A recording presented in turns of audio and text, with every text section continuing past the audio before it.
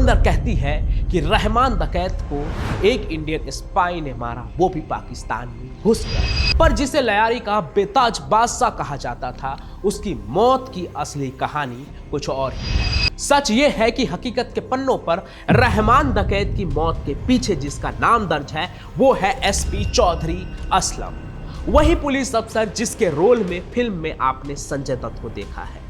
एक ऐसा पुलिस अफसर जिसके नाम से अपराधी लयारी में थर थर कांपते थे। उसे जिन्न कहा जाता है फिल्म में। लेकिन आज का सवाल यह है कि उसी चौधरी असलम को बीच सड़क पर किसने मारने की हिम्मत दिखाई। वही एसपी जो कि ये कहता था कि मैं अपने मौत का वक्त लिख कर आया हूं, उसी को पुलिस की सुरक्षा के बीच इतनी खौफनाक मौत किसने दी कि पूरा पाकिस्तान हिल गया। और रहमान डकैत के बाद लयारी में क्या हुआ। हेलो दोस्तों, मैं हूं Pancham Prakash and welcome to the real story of Rahman Dakait versus Chaudhary Aslam. ये गलत फहमी मत पाल, यहाँ बारूद का ढेर बैठा है तुझ जैसों को राख करने के लिए। आज हम लयारी की उन तंग गलियों में चलेंगे जहां खून की गंध आज भी मिट्टी में दबी हुई है, जहां वफादारी का मतलब सिर्फ मौत है और जहां सत्ता और अपराध का गठजोड़ मासूमों की बलि लेता है। तो चलिए वक्त के पहिए को पीछे घुमाते हैं और उस लयारी को देखते हैं जिसे कराची की मां कहा जाता है।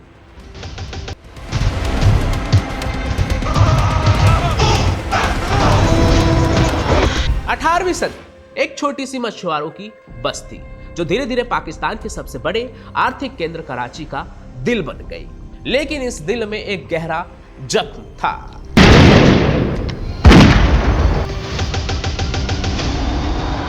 लयारी के बनावट को समझिए। पहले करीब 1800 एकड़ का इलाका जहां 10 लाख से ज्यादा लोग रहते हैं। इतनी कम जगह और लाखों लोग, फिर भी लयारी में इतनी जंग क्यों? वो इसलिए क्योंकि बगल में कराची पोर्ट है, समुद्र के रास्ते, रेलवे स्टेशन और मेन रोड्स। ये लोकेशन ही इसकी सबसे बड़ी दुश्मन बन गई, लयारी की दुश्मन। यही वो रास्ते थे जहां से ड्रग्स, हथियार और स्मगलिंग का सामान पूरे मुल्क में फैलता था। पाकिस्तान में लयारी सिर्फ एक मोहल्ला नहीं था, ये सोने की खदान थी उन गैंगस्टर्स के लिए जो रातों रात अमीर बनना चाहते थे और यहाँ के लोग गरीब, बेरोजगार और सिस्टम के मारे हुए। जब आपके पास खाने को रोटी ना हो तो गैंगस्टर के हाथ में थमी बंदूक एक उम्मीद की तरह दिखने लगती है। इसी माहौल ने जन्म दिया सरदार अब्दुल रहमान बलोच को, जिसे दुनिया रहमान डकैत के नाम से जानती है।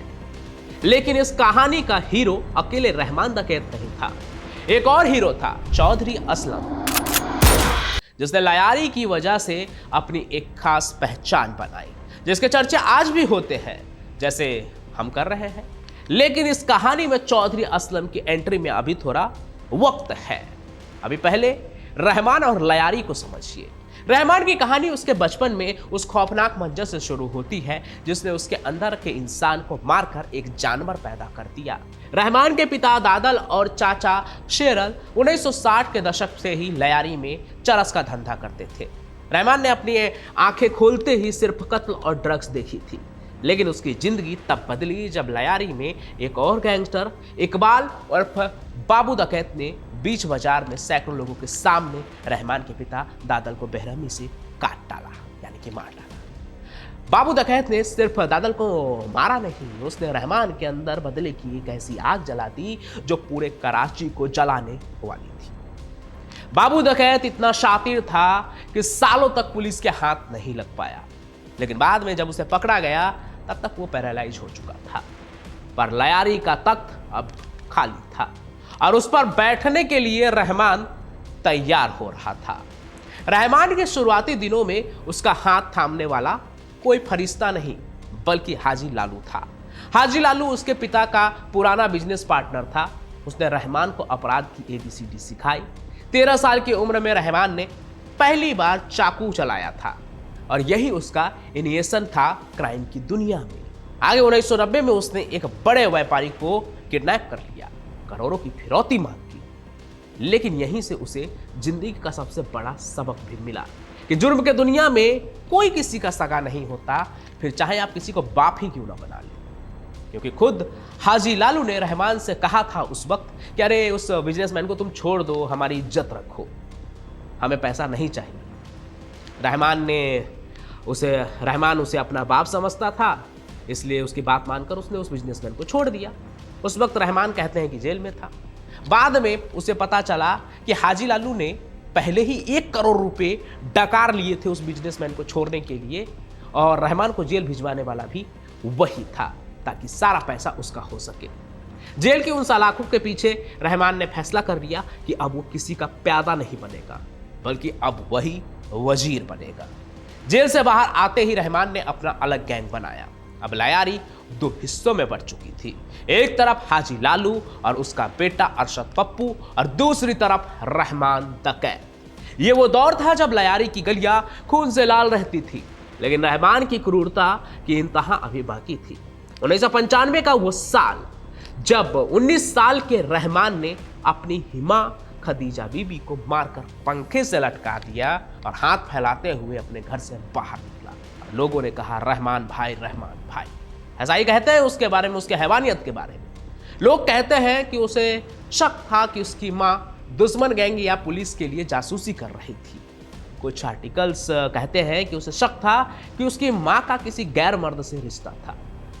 फिल्म में भी इस एंगल को ऐसे दिखाया गया है कि रहमान बाबू डकैत का ही नाजायज औलाद था।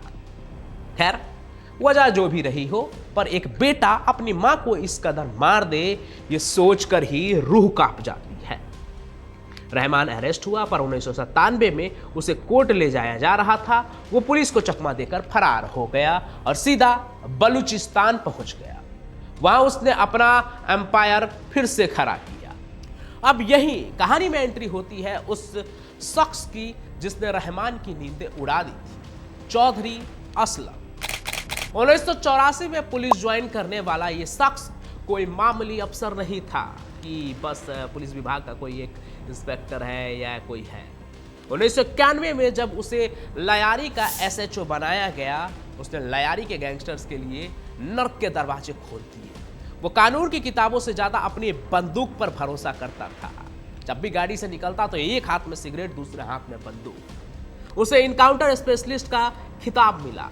1990 के दशक में उसने MQM और कई लोकल गैंग्स का सफाया किया, लेकिन चौधरी असलम का रास्ता भी कांटों से भरा था। 1998 में उन्हें सस्पेंड कर दिया गया। आरोप लगे कि वो फेक इनकाउंटर करते हैं। पॉलिटिक्स ने उन्हें पुलिस की वर्दी से दूर कर दिया, और यही वो वक्त था जब रहमान डकैत वापस कराची लौटा। अब वो पहले से ज्यादा ताकतवर था। उसके पास अब सिर्फ बंदूकें नहीं थी, बल्कि लयारी के लोगों का सपोर्ट भी था। उसने स्कूल में पैसे दिए, अस्पतालों में मदद की, लोगों की खूब मदद की, उनकी बेटियों की शादी करवाई, लोगों को खाने के लिए रोटी दी। एक रॉबिन हुड वाली इमेज बनाने की कोशिश की ताकि लोग उसे मसीहा समझे, और ऐसा हुआ भी। 2003 में एक और बड़ी घटना हुई। अरशद पप्पू के लोगों ने मामा फैजू को अगवा करके मार दिया। मामा फैजू रहमान का वफादार था, लेकिन सबसे बड़ी बात यह थी कि वो उजैर बलोच का पिता था। उजैर उस वक्त जुर्म की दुनिया से कोसों दूर था। उसने अपने पिता के कत्ल के बाद इंसाफ मांगा, पर सिस्टम ने उसे धुतकार दिया। तब उजैर ने हाथ मिलाया अपने कजिन रहमान डकैत से। रहमान की ताकत और उजैर का दिमाग, ये कॉम्बो लयारी के लिए तबाही लेकर आया। कराची जल रहा था और सरकार के पास एक ही रास्ता बचा था, चौधरी असलम को वापस बुलाना। 2004 में उन्हें वापस ड्यूटी पर लिया गया। आते ही उन्होंने कराची के बड़े डॉन सोहेब खान को दबोच लिया। इसके बाद बना लयारी टास्क फोर्स और उसका हेड बनाया गया चौधरी असलम को। अब आमने सामने थे दो शेर, एक तरफ कानून का रक्षक, कई लोगों के लिए भक्षक। ये बहस आज भी जारी है, लेकिन वो था चौधरी असलम, और दूसरी तरफ लयारी का किंग रहमान डकैत। चौधरी असलम ने रहमान के ठिकानों पर रेड मारनी शुरू की। बलूचिस्तान में रहमान के घर पर 4 घंटे तक गोलियां चली, पर रहमान बच निकला। इसी बीच चौधरी असलम से एक गलती हो गई। एक ऑपरेशन के दौरान उन्होंने एक बेगुनाह को मार दिया, जिसके लिए उन्हें जेल जाना पड़ा। रहमान को लगा कि अब मैदान साफ है। वो वापस से कराची आया और पॉलिटिक्स में अपनी जड़ें जमाने लगा। उसने पीपुल्स अमन कमेटी बनाई और बड़े राजनेताओं के करीब आ गया। ये सारी घटनाएं बहुत ही फिल्मी अंदाज में आपने धुरंधर मूवी में देखा होगा। इन दिनों नेटफ्लिक्स पर भी काफी ट्रेंड कर रहा है ये फिल्म। लेकिन असली कहानी क्या थी, आज आप सुनते जाइए। आगे कहानी में दिसंबर 2007 में चौधरी असलम जेल से बाहर आए और 2008 में उन्हें CID का हेड बनाया गया। इस बार वो रहमान को छोड़ने के मूड में नहीं थे। 9 अगस्त 2009 की वो काली रात चौधरी असलम को खबर मिली कि रहमान अपने 3 साथियों के साथ कराची के स्टील टाउन इलाके में गुजरने वाला है। पुलिस ने पूरा जाल बिछा दिया। जैसे ही रहमान की गाड़ी आई, चारों तरफ से गोलियों की बौछार शुरू हो गई। रहमान और उसके साथियों ने भी पलटवार किया, पर पुलिस की प्लानिंग के आगे उनकी एक न चली। रहमान डकैत, जिसे कोई नहीं पकड़ सकता था, वो वहां ढेर हो गया। उसे 5 गोलियां लगी। लेकिन कहानी यहाँ पेचीदा हो जाती है। रहमान की ऑटोप्सी रिपोर्ट ने सबको चौंका दिया। उसमें लिखा था कि रहमान को बहुत करीब से महज 3 फीट की दूरी से गोली मारी गई थी। सवाल उठे कि क्या वाकई ये मुठभेड़ थी या फिर चौधरी असलम ने उसे पकड़कर कत्ल किया, यानी कि रहमान डकैत उसके सामने रहा होगा तभी तो उसने गोली मारी। मतलब ये कि रहमान डकैत ने कोई स्ट्रगल नहीं किया होगा बचने के लिए, यानी वो उधर से गोली नहीं चला रहा होगा, नहीं तो चौधरी असलम को भी गोली लगती। सिर्फ रहमान डकैत मारा गया, तो हो सकता है ये प्री प्लान मर्डर होगा, कोई इनकाउंटर नहीं। रहमान के मौत के बाद लयारी में कोहराम मच गया। दंगे हुए, आगजनी हुई। रहमान की 3 पत्नियां और 13 बच्चे थे जो रातों रात गायब हो गए। लेकिन रहमान का एम्पायर खत्म नहीं हुआ। उसकी गद्दी पर बैठा उजैर बलोच। अब देखिए, यहां से आगे जो मैं कहानी बता रहा हूं, हो सकता है कि धुरंधर 2 की भी यही कहानी हो या इससे मिलती जुलती कुछ कहानी हो, क्योंकि पहले पार्ट में तो रहमान के मौत के बाद फिल्म खत्म हो गया। आगे क्या हो सकता है, अब यहां से सुनिए। उजैर जो है, रहमान की मौत के बाद उसका बदला लेने के लिए अरशद पप्पू को बेहद दर्दनाक मौत देता है। वो उसका सर कलम कर देता है और लयारी की गलियों में उसके सर से फुटबॉल खेलता है। ये लयारी की तारीख का सबसे काला दिन था, जब इस तरह की, आप समझ लीजिए कि दिल को दहला देने वाली घटना को अंजाम दिया गया। किसी के सर के साथ फुटबॉल खेलना सोच के ही दिल दहल जाता है। लेकिन ये सच्चाई है, बहुत ऐसा नहीं कि सदियों पुरानी बात है। आप तारीख देख सकते हैं कि 2009 में हुआ और उसके बाद की बात। खैर, उधर चौधरी असलम अब तालिबान और लयारी गैंग के निशाने पर थे, क्योंकि रहमान डकैत को मारा ही और दूसरा वो आतंकवाद के खिलाफ भी काम कर रहे थे। दोनों के ही निशाने पर थे। उन पर एक के बाद एक 9 कातिलाना हमले हुए थे। 1 2 नहीं, 9। उनके घर पर ब्लास्ट हुआ, उनके काफिले पर गोलियां चली, पर वो हर पार बच निकलते थे। वो कहते थे कि मैं अपनी मौत का वक्त लिख कर आया हूं, ये बुज़दिल मेरा कुछ नहीं बिगाड़ सकते। लेकिन 9 जनवरी 2014 की सुबह उनकी आखिरी सुबह साबित हुई। कराची के लयारी एक्सप्रेसवे पर एक सुसाइड बॉम्बर ने अपनी कार चौधरी असलम की गाड़ी से टकरा दी। धमाका इतना जोरदार था कि आसपास की इमारतें भी हिल गई। चौधरी असलम और उनके साथियों के शरीर के चिथड़े उड़ गए। तालिबान ने गर्व से इसकी जिम्मेदारी ली। जिस पुलिस वाले से सारा कराची डरता था, उसकी मौत ने सबको सन्न कर दिया। आज आप धुरंधर जैसी फिल्म देखते हैं तो याद रखिएगा कि सच्चाई किसी भी जासूसी कहानी से ज्यादा उलझी हुई है। अब ऐसा कहते हैं और जो भी मीडिया रिपोर्ट्स में है कि रहमान डकैत के साथ ऐसा कुछ नहीं हुआ था कि उसे किसी स्पाई ने मारा हो। वो अपने ही हालातों और एक पुलिस अफसर की जिद का शिकार हुआ। लयारी आज भी उन यादों से उबरने की कोशिश कर रहा है। उजैर बलोच जेल में है। इन दिनों वो मीडिया के कैमरों पे भी दिखा था। चौधरी असलम और रहमान डकैत मिट्टी में मिल चुके हैं। उजैर बलोच शायद इन दिनों जेल में है या फिर बाहर है। इन दिनों वो कैमरे पर भी काफ़ी दिखा था। उसकी काफ़ी वीडियोज भी शायद वायरल हुई थी।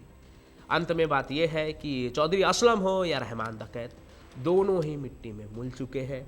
एक को कानून ने दबाया इनकाउंटर के नाम पर और दूसरे को आतंकवाद ने।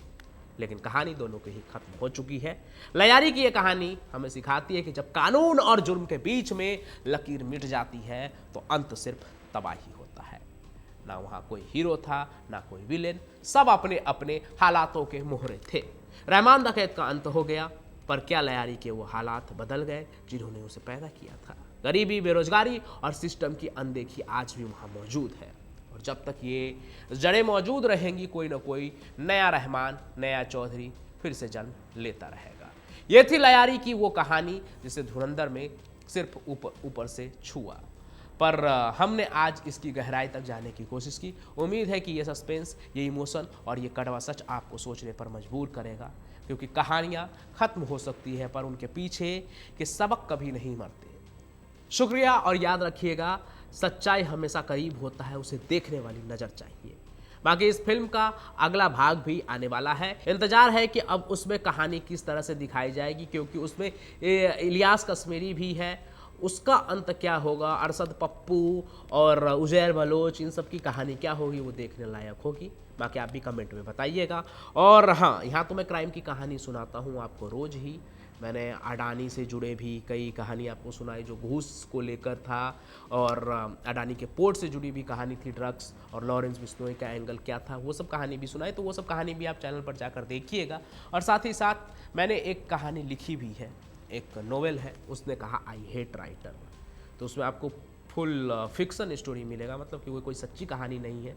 लेकिन अगर आप नोवेल पढ़ने में इंटरेस्टेड हैं, आप कहानियाँ पढ़ते हैं, तो आप मेरी लिखी हुई ये किताब जाकर पढ़ सकते हैं। आपको अमेजन और फ्लिपकार्ट पे भी मिल जाएगा। नीचे आपको आप प्रोडक्ट सेक्शन में आपको दिख रहा होगा, तो वहाँ भी आप क्लिक करेंगे तो आप सीधे मेरी किताब तक पहुँच सकते हैं। तो पढ़ के वो भी बताइएगा। बाकी मैं पंचम प्रकाश अपनी कहानियों के साथ यूँ ही हाजिर होता रहूँगा। तब तक के लिए आप सभी का बहुत बहुत धन्यवाद। जय हिंद, जय भारत।